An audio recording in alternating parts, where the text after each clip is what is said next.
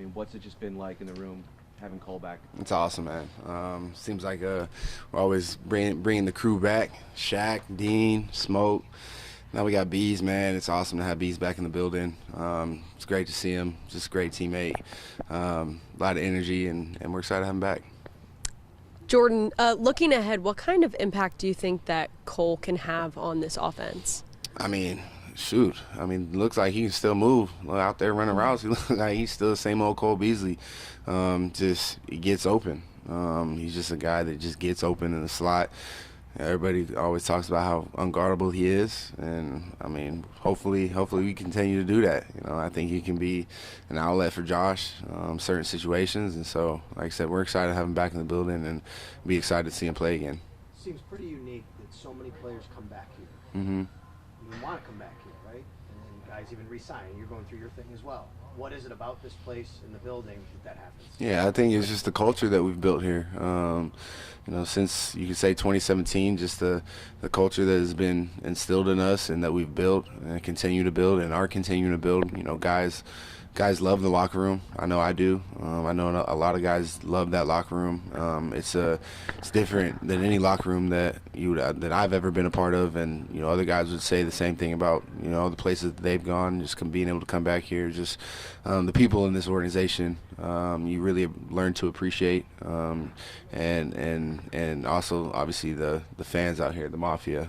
There's no better fans than Bills Mafia being able to play, you know, whether it's on the road and they traveling and, you know, you're on third down and you pumping the crowd up and they're just as loud as the home crowd, or you're playing at home and it's snowing sideways and cold as hell and you got fans out there with their shirts off getting loud for third down. So it's really a special place, and you know, I can see why guys, you know, want to continue to come back here. Jordan, I don't think that you guys ever really need extra motivation, but I remember before the Dolphins game, the first one, watching you on the field pregame and just wondering, okay, is he going to play, is he not going to play?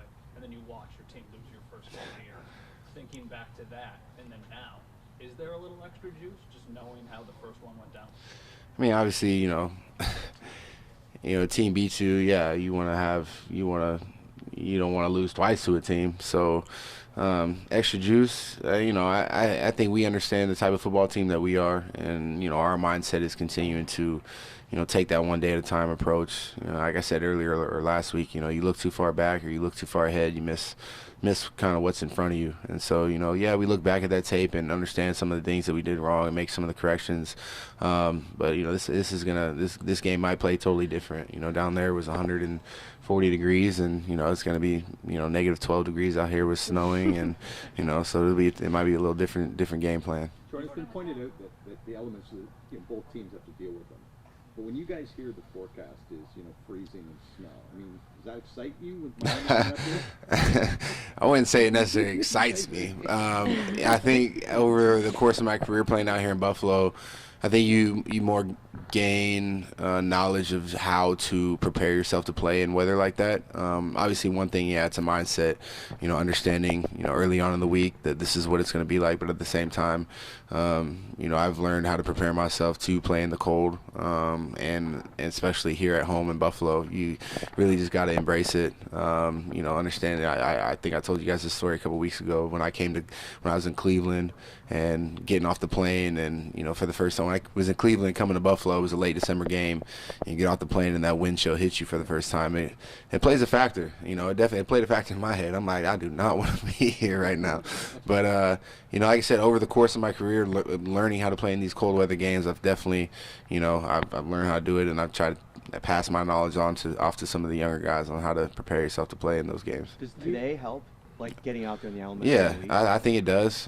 Just like I said, understanding this is what it's going to be like, and it might be even a little more cold, more chilly. So we have great, like, our equipment guys do a great job of getting us ready and getting us prepared to play in cold weather games, and it's something that we embrace. You know, other teams might not like coming here and playing in it, but it is what it is, and, you know, we got to deal with it. They got to deal with it, and it's going to be fun. It'll be a fun matchup. You mentioned you're not loving the cold. Is there teammates who you think actually like it?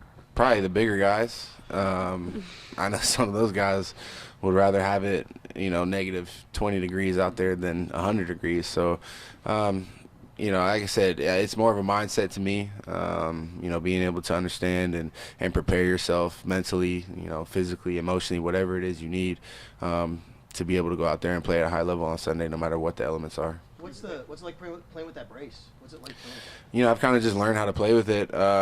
It gives me a lot more comfort when I'm out there on the field. My elbow's still, it still needs the brace, so I'll probably wear it the rest of the season, and it gives me a lot of comfort out there, and it doesn't really affect me too much.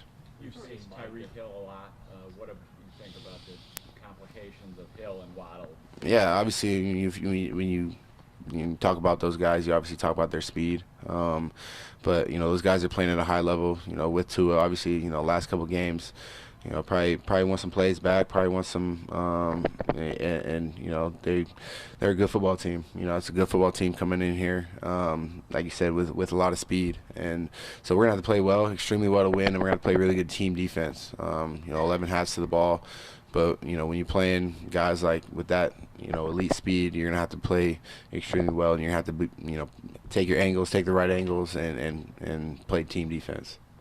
Jordan, when you mentioned some of the differences from like a game plan standpoint versus last time you guys played them, even just who was healthy for that game, the secondary is going to look so different, but was still effective in a lot of ways. Mm-hmm. So how much can you take from that last game of, when it was such a different team, but what did work? Yeah, I mean, you could take a lot from it. We didn't necessarily tackle too well, so it's something that we're continuing to work on. We got to be able to, they might catch some balls. They're gonna catch some balls. It's the NFL, but being able to take the right angles and tackle.